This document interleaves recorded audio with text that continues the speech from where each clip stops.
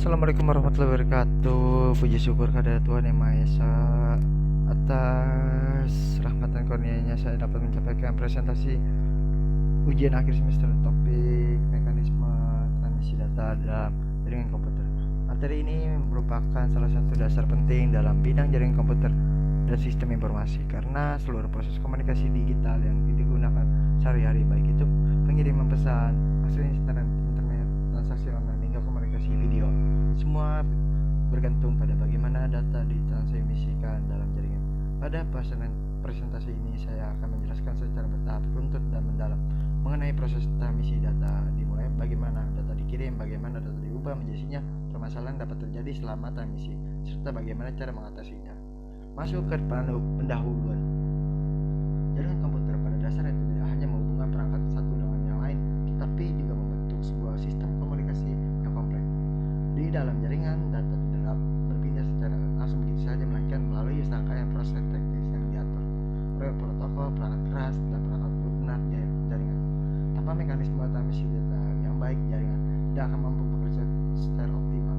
Data bisa mengalami kesalahan, terlambat sampai ke tujuan, atau bahkan hilang di tengah jalan. Oleh karena itu, pemahaman mengenai mekanisme transmisi data menjadi sangat penting, khususnya bagi mahasiswa yang di bidang sistem informasi dan teknologi jaringan ini. Masuk ke soal nomor 1, mekanisme pengiriman data dan komponen jaringan. Pengertian mekanisme transmisi data.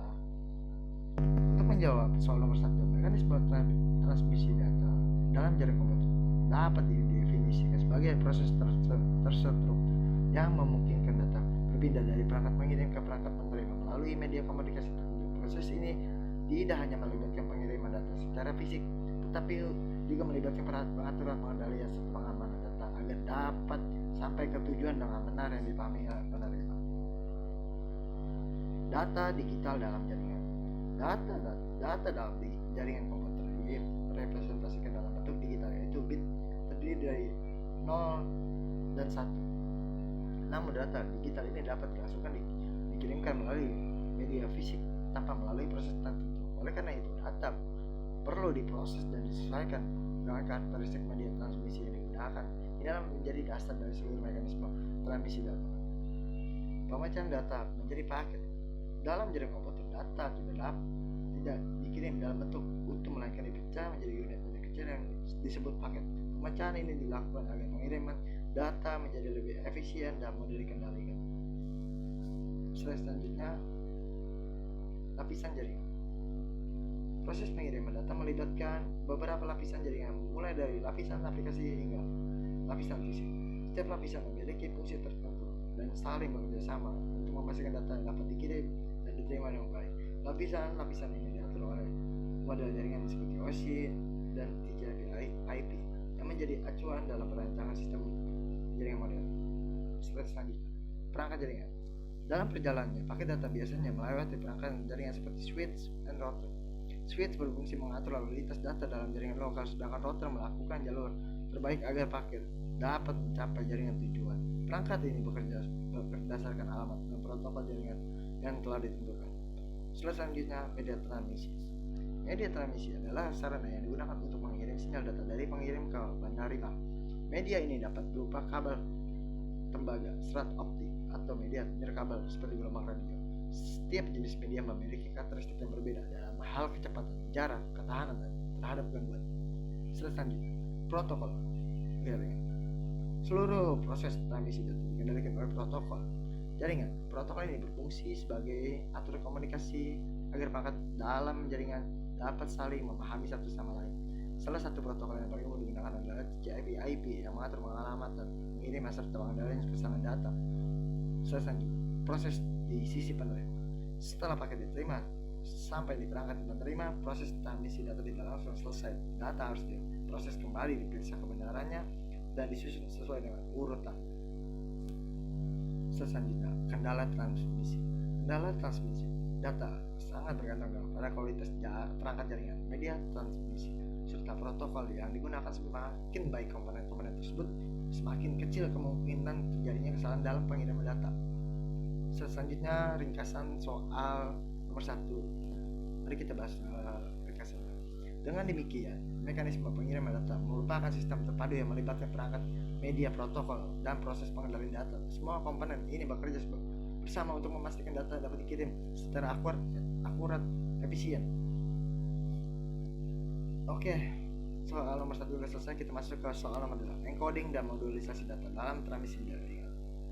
Pengertian encoding data. Untuk menjawab soal nomor 2, encoding data merupakan proses awal yang sangat penting dalam transmisi data pada jaringan komputer. Encoding adalah proses mengubah data digital yang berbentuk bit, yaitu 0 dan 1, menjadi sinyal yang dapat ditransmisikan melalui media fisik. Media transmisi, baik itu kabel maupun tidak kabel, tidak dapat langsung membawa data digital tanpa proses encoding. Oleh karena itu, menjadi penghubung antara dunia digital dan dunia fisik dalam sistem jaringan. Selanjutnya, tujuan dan fungsi encoding. Tujuan utama dari encoding adalah memastikan bahwa data dapat dikirim secara stabil dan dapat dikenali dengan baik oleh perangkat penerima. Selain itu, encoding juga berfungsi untuk menjaga sinkronisasi antara pengirim dan penerima agar tidak terjadi pergeseran bit selama transmisi. Encoding baik akan membantu mengurangi kemungkinan terjadinya kesalahan data, terutama ketika sinyal mengalami gangguan atau noise. Selanjutnya, jenis-jenis encoding.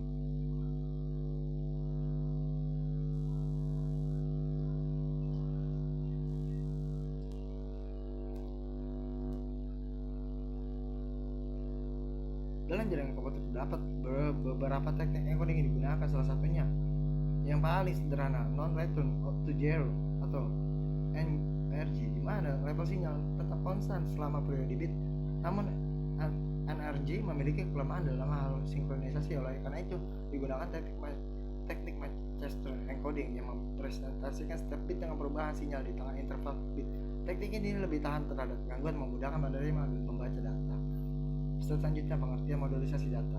Selain encoding, proses modulisasi juga memegang peranan penting bagi transmisi data, terutama pada jaringan kabel. Modulisasi proses penumpangan sinyal data ke sinyal pembawa atau carrier sinyal pembawa. Ini memungkinkan data untuk dikirim dalam jarak lebih jauh dan kualitas yang lebih stabil dibandingkan jika hanya mengandalkan sinyal data mentah. Selanjutnya, alasan modulisasi diperlukan. Modulisasi diperlukan karena sinyal data asal memiliki frekuensi rendah, tidak cocok untuk transmisi jarak jauh. Dengan modulisasi, karakteristik sinyal pembawa seperti amplitude, frekuensi, atau fase diubah sesuai dengan jaring data yang dikirim. Jenis-jenis modulisasi. Beberapa teknik modulisasi yang umum digunakan antara lain amplitude shift keying atau ASK, frekuensi shift keying atau FSK, fase shift keying atau PSK, dan quadrature amplitude modulation atau QAM. Setiap teknik modulisasi memiliki karakteristik yang berbeda dalam hal kecepatan transmisi, efisiensi, dan ketahanan terhadap noise. Selanjutnya, modulisasi QAM dalam jaringan modern. QAM merupakan teknik modulisasi yang banyak digunakan dalam jaringan modern seperti WiFi, jaringan seluler. Teknik ini menggabungkan perubahan amplitudo dan fase sinyal sehingga mampu mengirimkan data dalam jumlah besar dengan kecepatan tinggi. Namun, penggunaan QAM memerlukan kualitas sinyal yang baik karena lebih sensitif terhadap gangguan. Selanjutnya, hubungan encoding dan modulisasi. Encoding dan modulisasi merupakan dua proses yang saling berkaitan. Encoding mengubah data digital menjadi sinyal dasar, sedangkan modulisasi menyesuaikan sinyal tersebut agar dapat dikirimkan melalui media tertentu. Selanjutnya, dampak encoding dan modulisasi. Dalam penerapan encoding dalam modulisasi yang baik, jaringan dapat mengirim data dengan tingkat kesalahan yang lebih rendah, kecepatan yang tinggi, serta stabilitas yang lebih baik meskipun berada pada lingkungan yang penuh gangguan. Kita masuk ke ringkasan soal nomor 2. Dapat disimpulkan bahwa encoding dan modulisasi merupakan fondasi utama data transmisi data. Tanpa kedua proses ini, data tidak akan dapat dikirimkan secara efektif melalui jaringan komputer apapun. Masuk ke soal nomor 3, penyebab terjadinya bit error. Soal nomor 3 membahas mengenai bit error. Bit error adalah kondisi ketika nilai bit yang diterima oleh perangkat penerima tidak sama dengan nilai bit yang dikirim oleh pengirim. Kesalahan ini menyebabkan data menjadi tidak akurat atau bahkan tidak dapat digunakan sama sekali. Selanjutnya, noise dalam transmisi data. Salah satu penyebab utama bit error adalah noise. Noise merupakan gangguan sinyal yang berasal dari lingkungan sekitar seperti perangkat elektronik lain gelombang elektromagnetik, dan kondisi fisik media transmisi. Selanjutnya, intervensi sinyal. Intervensi terjadi ketika sinyal dari sumber lain mengganggu sinyal utama. Hal ini sering terjadi pada jaringan nirkabel yang menggunakan frekuensi yang sama atau berdekatan. Selanjutnya, redaman sinyal atau attenuation adalah pelemahan sinyal seiring bertambahnya jarak transmisi. Semakin jauh jarak yang ditempuh sinyal, semakin lemah sinyal tersebut sehingga meningkatkan kemungkinan bit error. Selanjutnya, kualitas media transmisi yang berkualitas buruk seperti kabel yang rusak atau koneksi yang tidak stabil juga dapat meningkatkan terjadinya bit error. Selanjutnya, keterbatasan perangkat jaringan yang memiliki spesifikasi rendah atau mengalami gangguan teknis yang juga dapat menyebabkan kesalahan dalam pemrosesan data. Selanjutnya, dampak bit error berdampak langsung pada kualitas komunikasi data. Semakin tinggi tingkat bit error, semakin buruk kualitas jaringan yang dirasakan oleh pengguna. Selanjutnya, kita masuk ke ringkasan soal nomor 3. Dengan demikian, bit error merupakan hasil dari berbagai faktor teknis yang berkaitan, mulai dari gangguan lingkungan hingga keterbatasan perangkat jaringan. Oke, nomor 3 sudah selesai. Kita masuk ke soal nomor 4, metode meminimalkan bit error itu. Deteksi kesalahan data. Untuk mengatasi bit error, jaringan komputer menerapkan metode deteksi kesalahan. Metode ini bertujuan untuk mengetahui apakah data yang diterima mengalami kesalahan atau tidak. Selanjutnya, checksum dan CRC.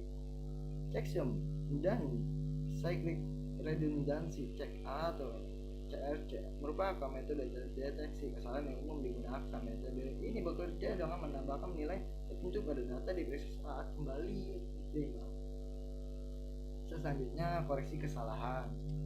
Selain deteksi terhadap metode koreksi kesalahan seperti Hamming code dan forward error correction, metode ini memungkinkan sistem memperbaiki kesalahan tersebut tanpa perlu mengulangi data.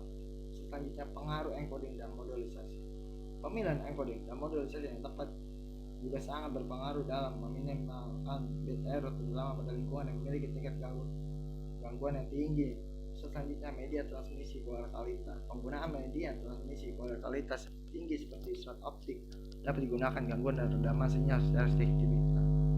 Penggunaan repeater digunakan untuk memperkuat sinyal yang melemah selama transmisi jarak jauh sehingga mengurangi kemungkinan terjadinya bit error.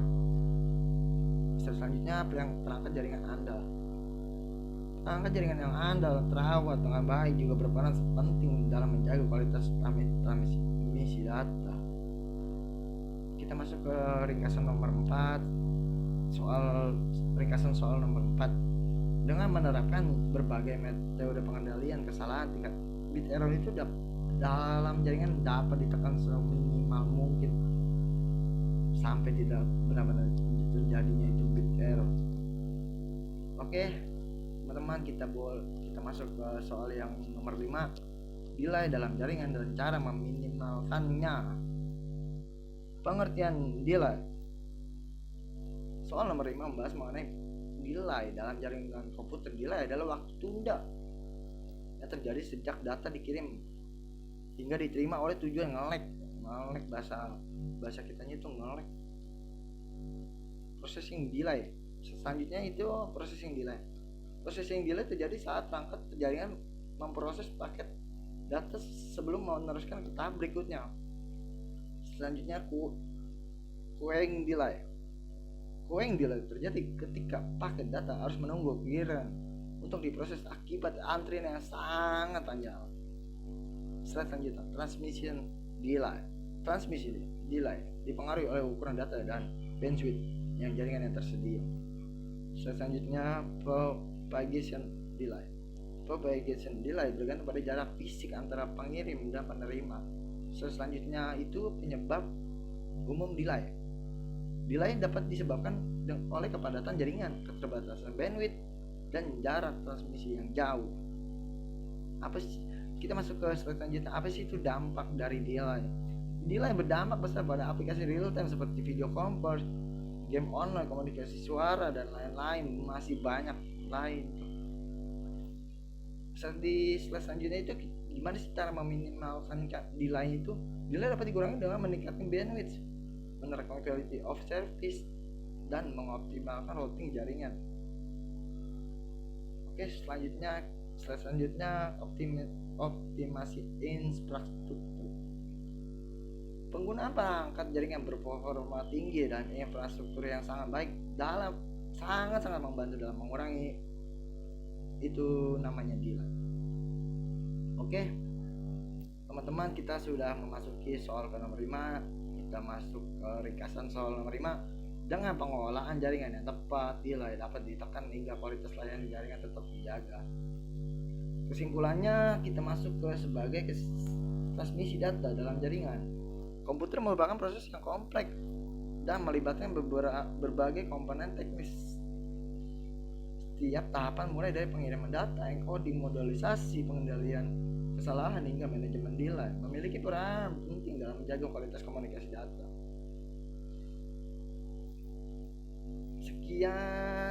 Demikian presentasi ujian akhir semester mengenai mekanisme transmisi data dalam jaringan komputer. Semoga penjelasan ini dapat memberikan pemahaman yang menyeluruh dan bermanfaat. Mohon maaf apabila ada waktunya kurang dari minimalnya atau ngomongnya terlalu cepat, mohon dimaafkan. Kita sudah berusaha semaksimal mungkin karena keterbatasan device dan lain-lain, jadi kurang maksimal, tapi sudah diusahakan sudah maksimalnya. Sehat-sehat untuk Pak Rektor. Salam dari kami, mahasiswa Unsia semester 3. Terima kasih atas perhatian Bapak Ibu. Sehat selalu. Wassalamualaikum warahmatullahi wabarakatuh.